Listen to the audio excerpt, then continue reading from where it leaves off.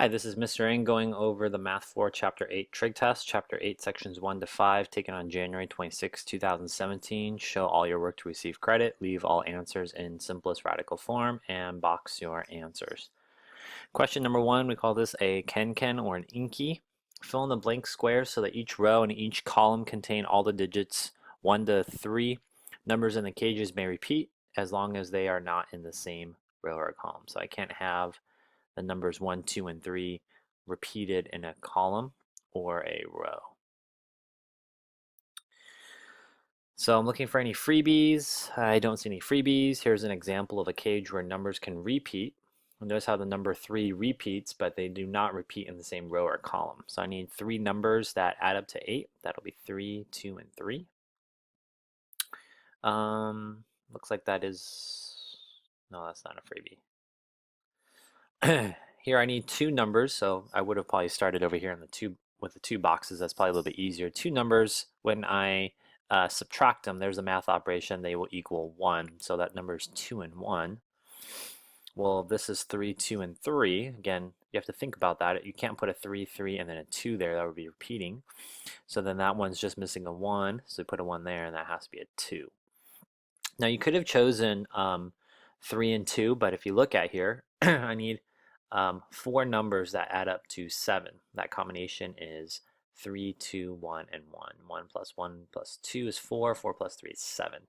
I'm hoping that these become super easy for you because you see them on every single, I think, quiz and test, or a lot of them.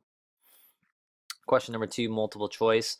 Name the hypothesis of the triangle ZWY. So here's Z, here's W, here's Y. That's this triangle here that I've highlighted in orange. And we're looking for the hypotenuse, which is across from the right angle. That would be side YZ. YZ. Question number 3.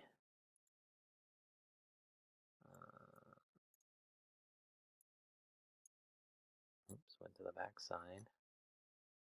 Question number 3. I guess we have to zoom out.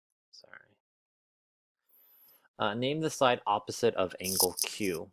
So if I locate Q, circle it, go across. That's what it means to be opposite. It's the side that's called P and R, so that would be choice A.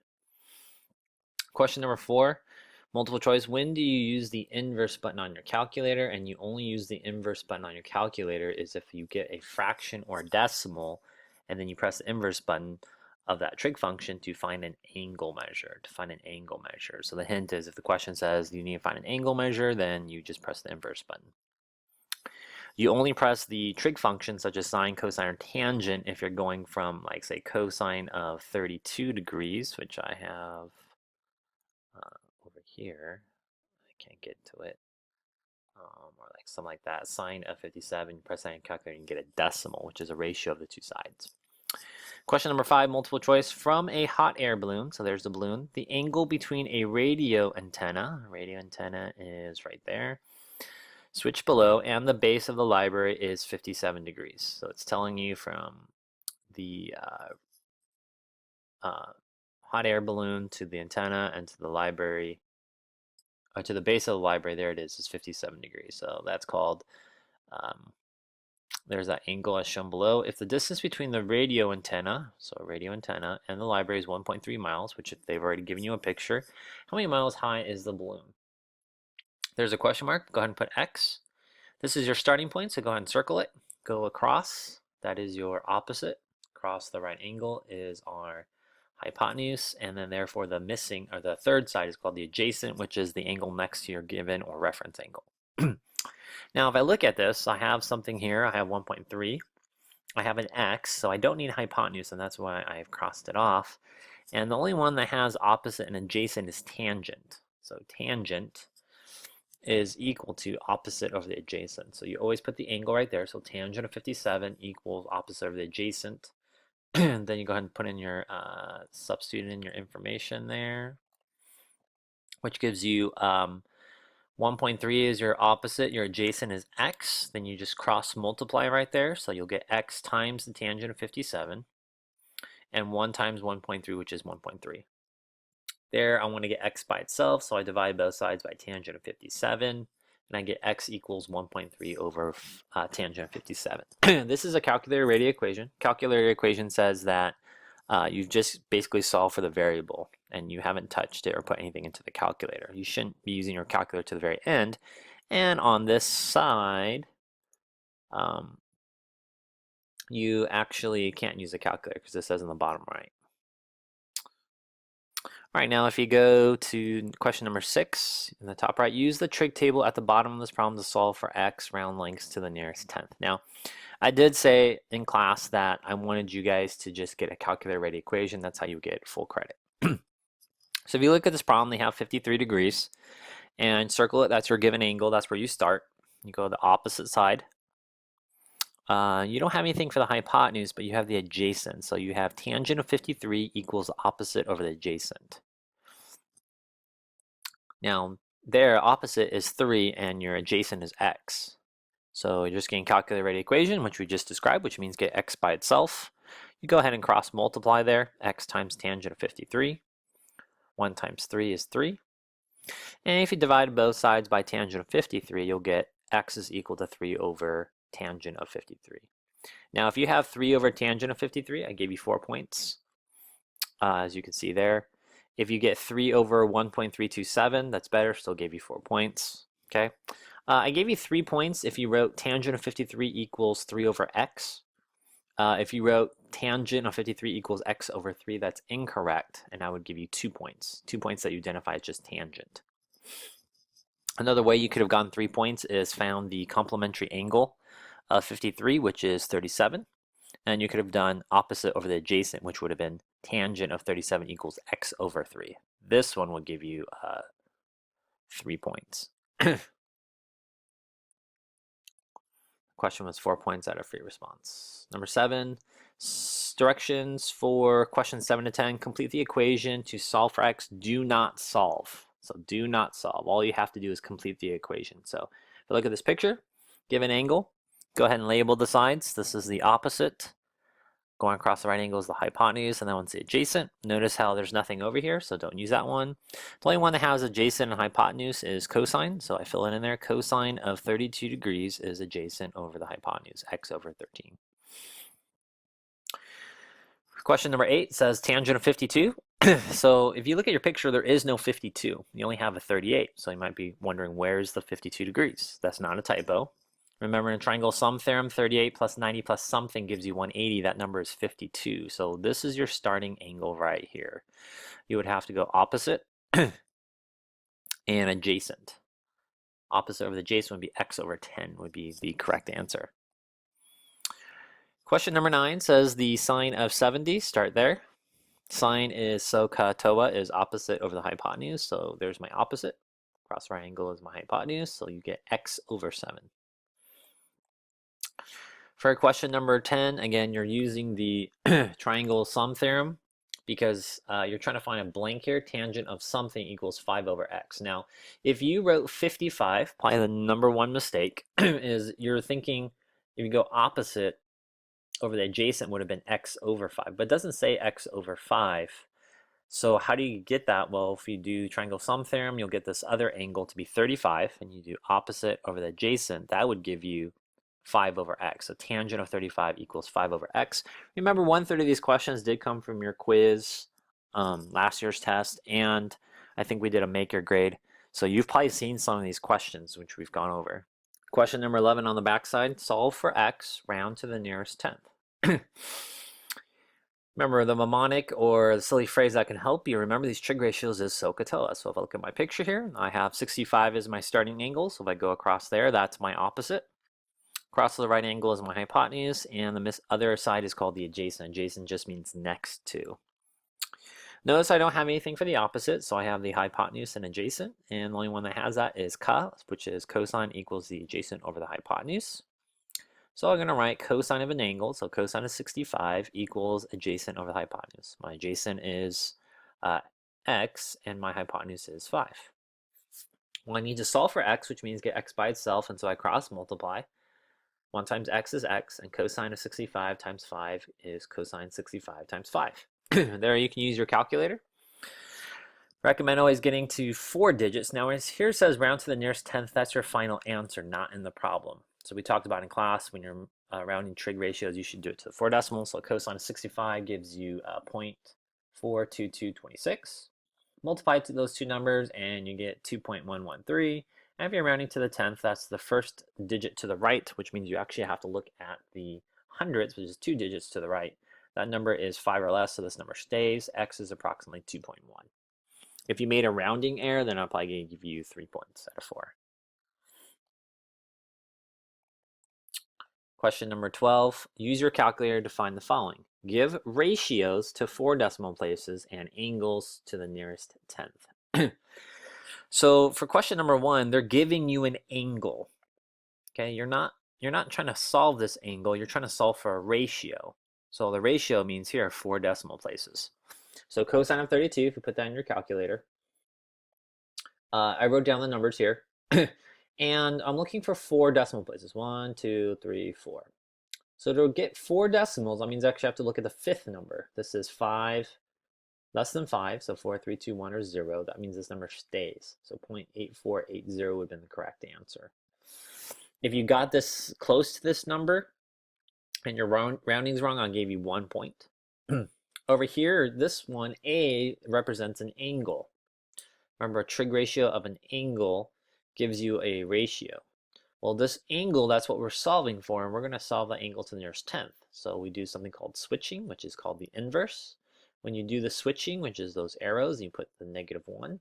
So the inverse of tangent of 1.4 equals that angle, and if you put it in, I got 54.46 something something something, and it tells us round to the nearest tenth. So I'm looking at this number here, 4, which means this number is 5 or higher, so this number is going to go up 1. 54.5 degrees is your correct answer.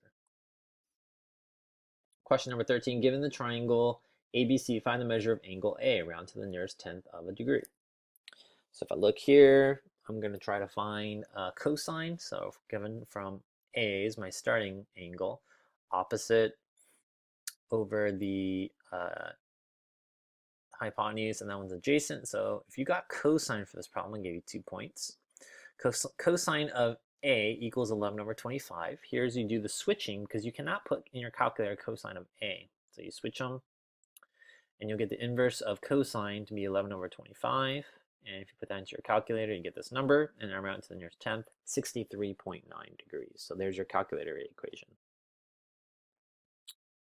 For question number 14, an airplane is flying at a height of 2 miles, so 2 miles above the ground. That's what it says. The distance along the ground, so this is the ground, from the airplane to the airport is 5 miles. It's already labeled it for you. What is the angle of depression from the airplane to the airport? What is the angle of depression? Depression meaning, think about it, you're a sad person, you're looking down. And it even marks that for you, angle X. So go ahead and circle that. Now you can do a couple of things here. Well, X is already here, and we're trying to solve for that angle, which is here is X. So what we can do is when you have properties of quadrilaterals, parallelograms, opposite sides are congruent, or a rectangle, so that's 5, and this side is 2.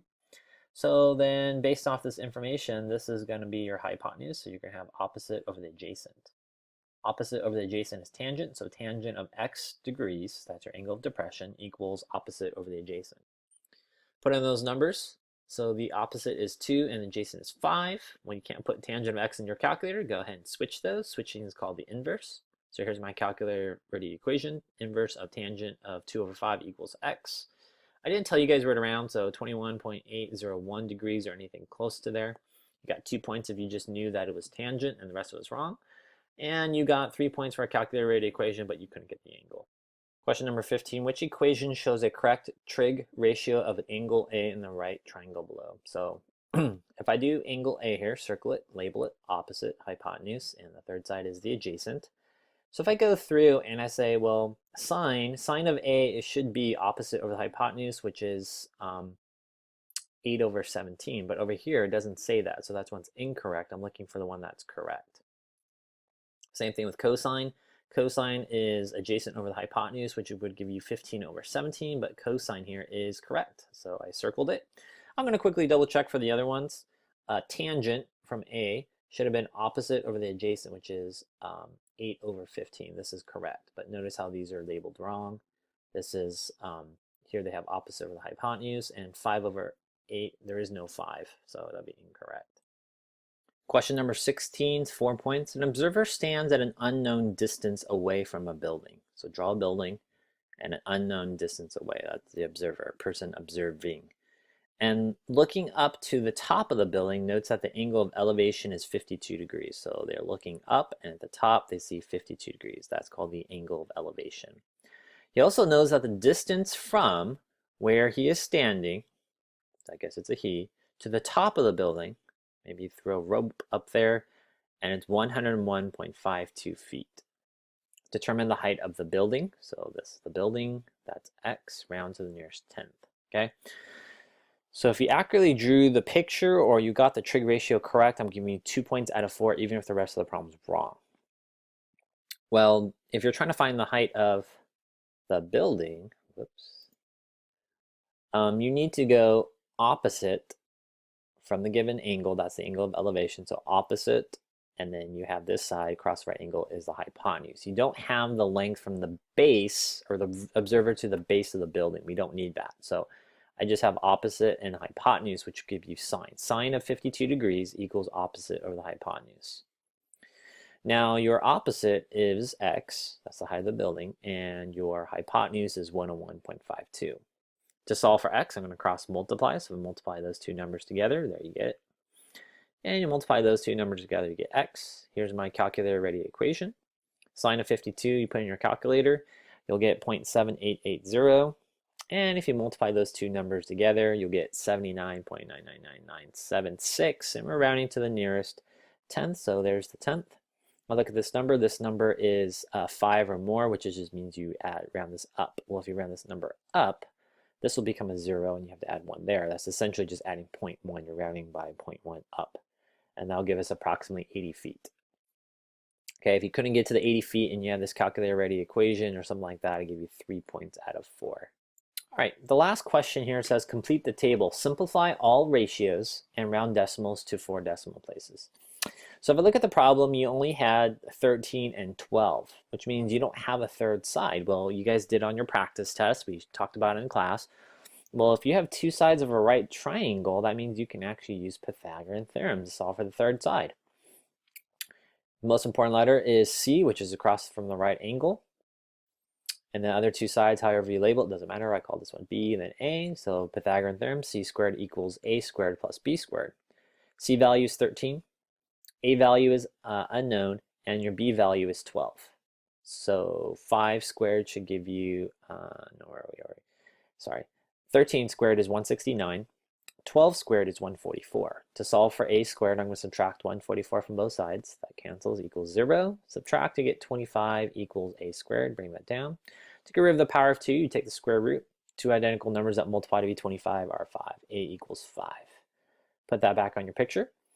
And then over here, then I can just solve for number 17, gives me a fraction. So sine of A, so I look up here, this would be the opposite over the hypotenuse, 5 over 13.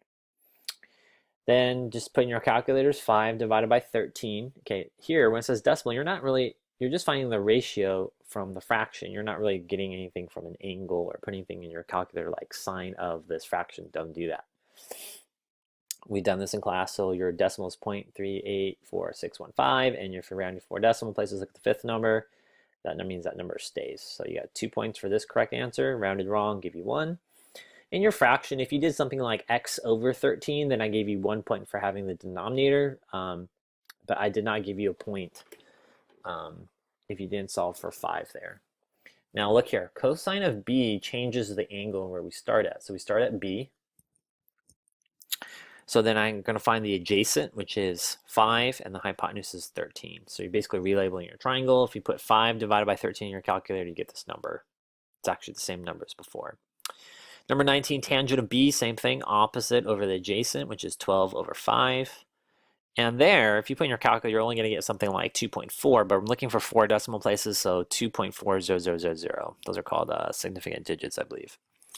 Question number 20, multiple choice, 2 points extra credit. Which does Mr. Ring prefer? Not Vietnamese sandwiches, although I like them. In-N-Out and Double Double, I do like that, but I like carne asada tortas the best, which I just had last night. Backside was out of 34 points, front side 24, so that was out of 58. Good luck.